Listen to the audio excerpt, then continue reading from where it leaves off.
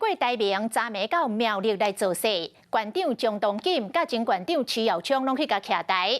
讲这个徐耀昌咧致辞的时阵，连话2届下架国民党，就是要甲国民党演调换调。这是互蒋东锦踹一大条，感觉眼药。随后徐耀昌来澄清讲，伊是讲甲顶打去。蒋东锦嘛帮忙讲话，讲只有执政党才有演调换调的问题。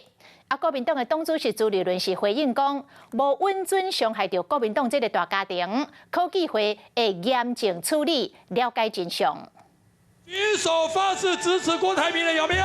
主持人侯友民将甲鸿海创办人郭台铭小天，主流民意大联盟造势暗会早暗伫苗栗的竹南顶场，除了县长蒋东锦，国民党这个前县长徐耀昌嘛来徛台，而且讲的话佫互人踹一条。大家团结起来，支持郭台铭，让国民党给下架。地主无照过，徐耀昌发出着互国民党落台，而且佫唔拿一摆。这次的县长选举，大家都用投票来唾弃国民党，不光要请民进党下架，更要下架国民党，让国民党彻底的反省。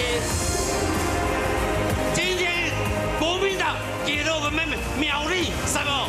听到徐耀昌连续喊2摆，互国民党落台，徛伫过党的边仔蒋东锦，听一个是险险的昏倒，做手将面暗里，笑甲是真眼叫。国民党就在架子底下怎么下架？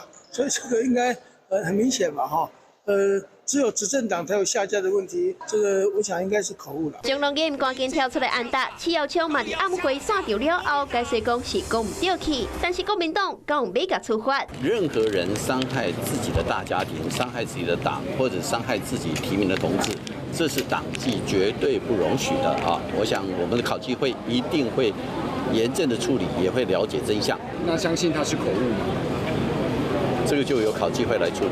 考纪会嘛表示，徐耀昌去年甲去红开都党这个蒋东锦徛台，相关的案件已经摆伫9月初讨论。这回徐耀昌讲伊讲唔对话，嘛愿意听看卖伊的讲法，到时阵会做伙列入考量。你好，我是宋彦明，想掌握最及时的新闻资讯吗？赶紧订阅、按赞、开启小铃铛，锁定华视新闻 YouTube 频道。